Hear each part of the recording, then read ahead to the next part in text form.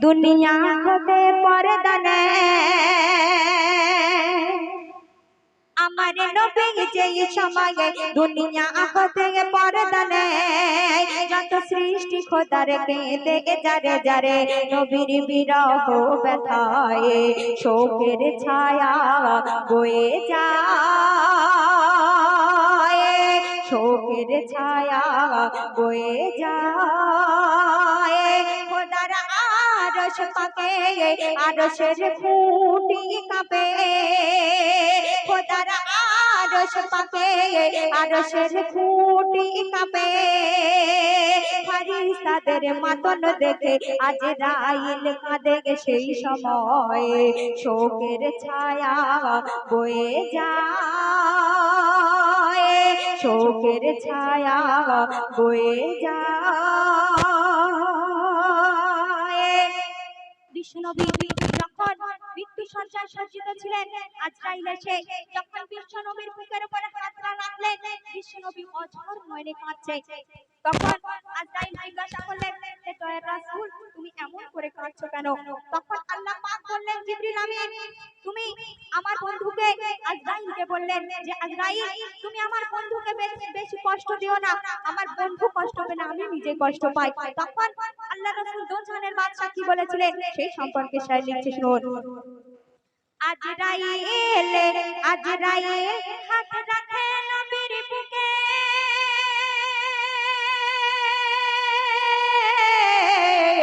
তখন পানি ঝরে শুধু নবীর দু চোখে। আজরাইল আজরাইল বলে নবী কাঁদো কেন,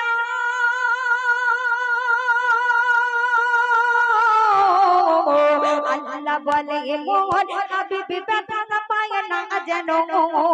তখন বিশ্বনবী বলছে, তখন মোর নবী বলে ওঠে তোমারি হাতের চাপে, মোর নবী বলে ওঠে তোমারি হাতের চাপে, যেন হাত রাখনি পাহাড় রেখেছো এক আমার বুকে। বিশ্বনবী বলছে যে আজরাইল তোমার যে হাতটা আমার বুকের উপরে রেখেছো, আমার মনে হচ্ছে তোমার এটা হাত নয়, যেন একটা পাহাড় এনে আমার বুকের উপরে রেখেছো। তবে আজরাইল আমি ওই পাহাড় রাখার ব্যথায় আমি কাঁদছি না, আমি কাঁদছি আমার নবী যদি এত কষ্ট পায় আমার উম্মতের কি হবে, আমার উম্মত কতটা না কষ্ট পাবে, তাদের কষ্টে আমি কাঁদছি। তাই বলছে তখন মোর নবী বলে ওঠে তোমারি হাতের চাপে, যেন হাতে রাখনি পাখাড়ে রেখেছো একা আমার বুকে। আমি কাঁদিনি সেই ব্যথায় আমার বুক ফেটে যায়, আমি কাঁদিনি সেই ব্যথায় আমার বুক ফেটে যায়। আমি নবী এমন কষ্ট পেলে কি হবে মোর উম্মতের উপায়, আমি কাঁদি উম্মতের মায়ায়, আমি কাঁদি তাই উম্মতের মায়ায়। তারপরে আল্লাহ রাসূল দোজাহানের বাদশা কি বলছে তাই শায়র লিখছে, শুনুন। তখন তখন বলে ওঠে আল্লাহর মেহবুব,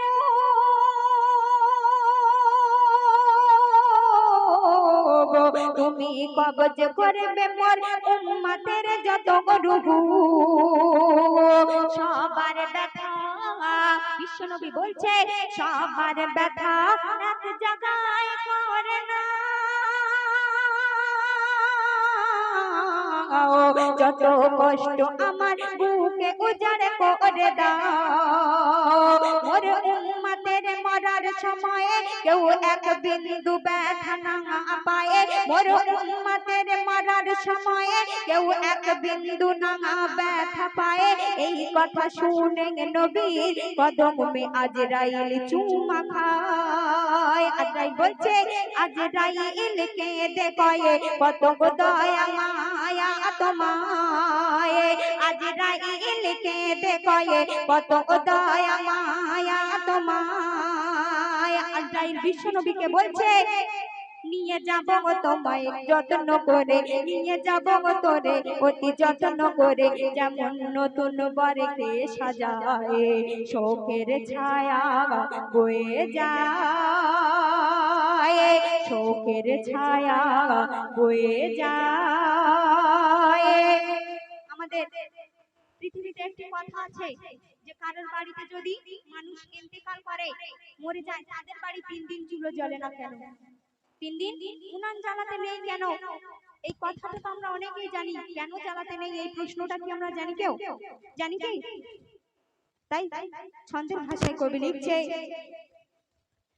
নবী যেদিনে, নবী যেদিন পর্দা নিল দুনিয়া থেকে, শিশুরা মায়ের বুকের দুধ খায় না নবীর শোকে, সাহাবীরা সাহাবীরা কেঁদে কেঁদে ধুলায় গড়ায়, পশু পাখি খাদ্য থেকেও মুখ না লাগায়, পশু পাখি খাদ্য থেকেও মুখ না লাগায়। এমন ভাবে 3 দিন কেটে গেলে কারো ঘরে উনান না জ্বলে, এমন ভাবে 3 দিন কেটে গেলে কারো ঘরে উনান না জ্বলে, তখন মা আয়েশা সবাইকে ডেকে নসিহত করে এই বলে, কি বলে? এমন যদি হয় মরে যাবে গো সবাই, শোনো এমন যদি হয় মরে যাবে গো সবাই, তাই 3 দিন পরে থেকে উনান জ্বালায় মা আয়েশার কথায় ফারিস্তারা